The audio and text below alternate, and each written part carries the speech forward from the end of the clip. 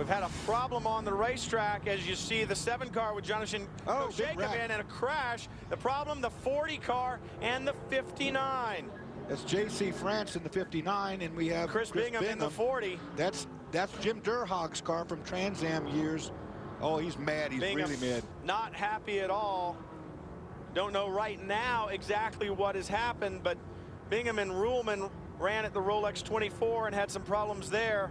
We're stoked about coming here to Mexico City and trying to find their way in this Rolex Sports Car Series competition after coming over from Trans Am. But obviously a big problem here. J.C. France, see the door of his car trying to come open. That Brumo's car, a right-hand drive car, he can't get out on that side because the door is bumping into the wall there. J.C., a big, strong guy. Something tells me that door's not going to be in one piece here in a few minutes. He will get out. Of course, Jim Durhog owns the other car, the 40 car. Longtime Trans Am guy, just made it over another new team, you know, new combination. Chris Bingham's not new. He's been in these prototypes for the last couple years. Big damage, though. Bingham has won in the Rolex Sports Car Series competition before. Oh, he's going around the other side. In the GT class. You see J.C. France going to have to get out from the passenger side. And we should mention these Daytona prototypes are 2-seat cars, and they can be right-hand or left-hand drive. Obviously, the Riley chassis, a left-hand drive car. This could get pretty ugly here. The Fab car chassis, a right-hand drive car. I kind of hope that they walk away and not have words. But we'll know in a second. Bingham gets out. J.C. France trying to get out of his car. Bingham says, "This is not what you need. This is not what you need." Neither one of these guys small. Yeah, I knew this was obviously coming. Some serious disagreement as to what went on the racetrack there.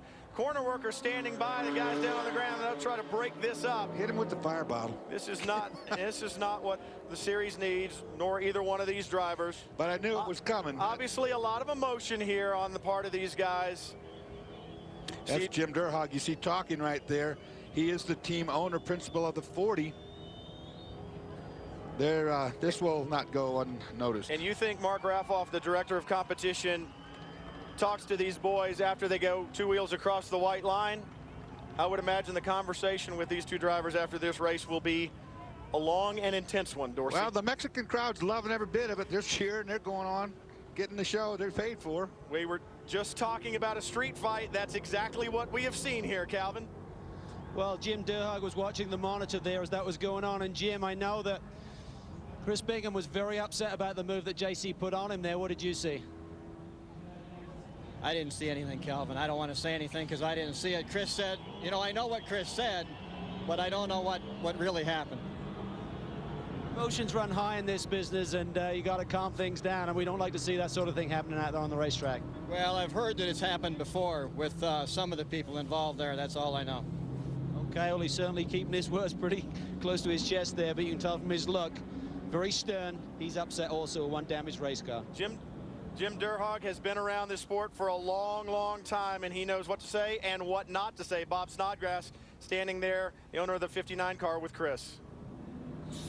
Bob, we saw a little confrontation there with JC and Chris Bingham out on the racetrack. Did JC say anything before you got out of the car? JC just said that he had been hit. I hate to see the confrontation. That's not the way that we want to run in Grand Am. But then again, he was hit first. He did not hit the other guys. So we've seen this before with JC at Watkins Glen. Anything you guys have been telling him to try and calm the emotions a little bit? He's an ex-professional football player. He's an emotional guy, and he's a great driver, and we're proud to have him with us. But I can tell you that this is a bad situation. I can't paint it any other way.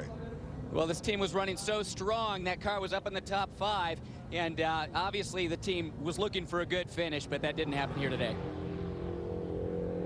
Yeah, obviously it did not, and unfortunate to see that. Bob Snodgrass, Jim Durhog, both correct. That is not what you want to see in Rolex sports car competition. That's not what it's about. It's battles on the racetrack that matter. We'll get back to what it's really all about, racing, when we come back to Mexico City.